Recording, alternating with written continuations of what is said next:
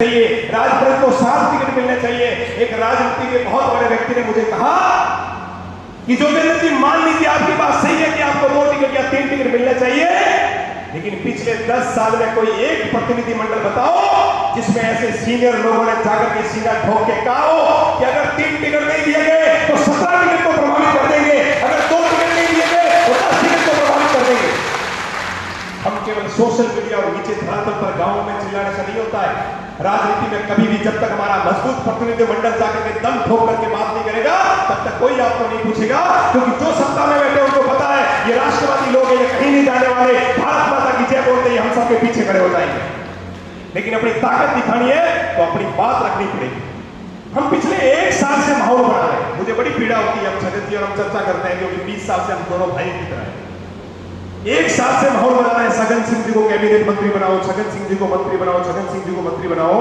एक दिन हम दोनों भाई ने कहा कि आज तक कोई 10 लोगों का डेलीगेशन जाकर मुख्यमंत्री से मिला है कि हमारे छगन सिंह जी को मंत्री बनाओ।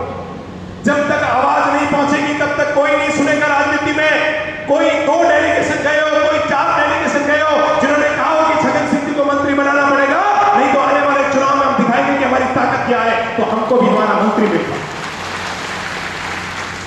राजनीति में बहुत सारी चीजें ऐसी होती है जिसके लिए मेहनत करनी पड़ती है, प्रयास करने पड़ते हैं, लेकिन हम तो सोशल मीडिया के लोग हैं। सोशल मीडिया पे लिखेंगे, और लिखेंगे भी किसके लिए?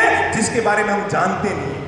हमारे समाज का बेचारा कोई नेता मंडल अध्यक्ष बन गया, जिला अध्यक्ष बन गया, दिल्ली कांग्रेस में बन गया, बीजेपी में बन गया, जिससे कोई मिला हुआ व्यक्ति नहीं है।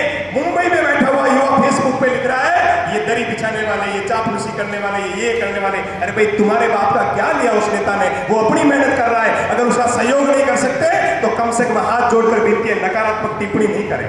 अपने नेताओं को आगे बढ़ाना है तो कंधे से कंधा देकर साथ देना पड़ेगा। हम सब लोगों को सोचना पड़ेगा। हम सब लोग सही बात करते हैं तो हम कुछ लोगों को बुरा लगता है। ये तो जितने युवा नौजवान खड़े उन सबसे कह देना चाहता हूं, 4 पैसे जिन्होंने कमाए हैं, दूसरी समाज के नेता उनको ही पूछते हैं, क्योंकि उनको पता है कि ये 4 पैसे खर्च करेंगे, क्योंकि ये गुरु है, ये ब्राह्मण है और इनको खर्च करने की आदत है। जिस दिन अपना हक मांगोगे उस दिन वो आपको पीछे खड़ा करेंगे, खुद आगे हो जाएंगे, क्योंकि उनको अपना हक पहले प्यारा है, हमारा हक प्यारा है।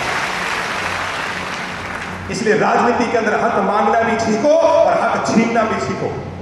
राजनीति में जब तक बोलेंगे नहीं तब तक कोई स्वीकार नहीं करेगा।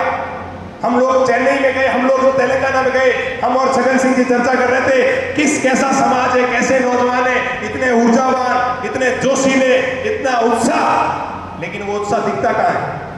एक दूसरे समाज का नेता किसी एयरपोर्ट पे उतरता है तो राजपुरोहित समाज के युवा 20 गाड़ी लेकर के जाते हैं और छगन सिंह के लिए केवल 2 गाड़ी जाती है।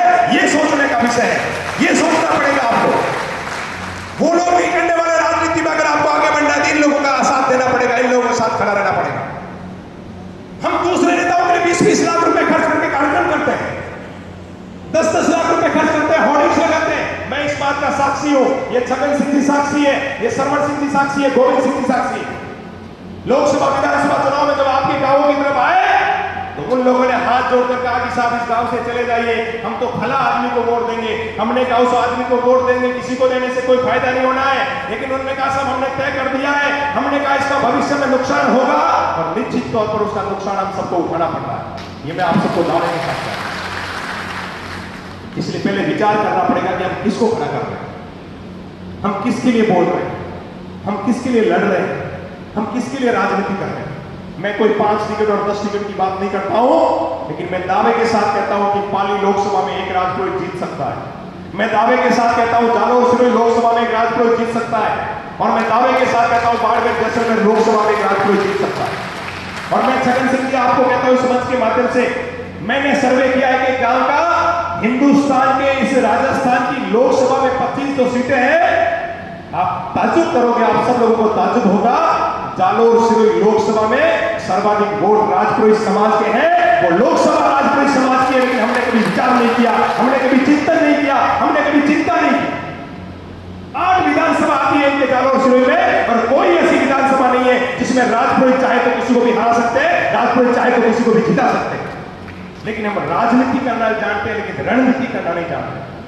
जिस समय चुनाव आता है उस समय ये जो हमारे लोग बैठे हैं ना, ये बुजुर्ग पिता तुल्य लोग बैठे हैं, ये अगर किसी मंच पर बैठ करके सत्ता के 10 लोगों को बुला करके ये कह दे ये पश्चिमी राजस्थान की 10 सीटें हैं, इसमें से हमको 2 सीट दीजिए, नहीं तो इन 7 सीटों पर नुकसान हो जाएगा, झक मार करके 2 सीट देनी पड़ेगी। आप तय करिए कि आपके वोट का कब है।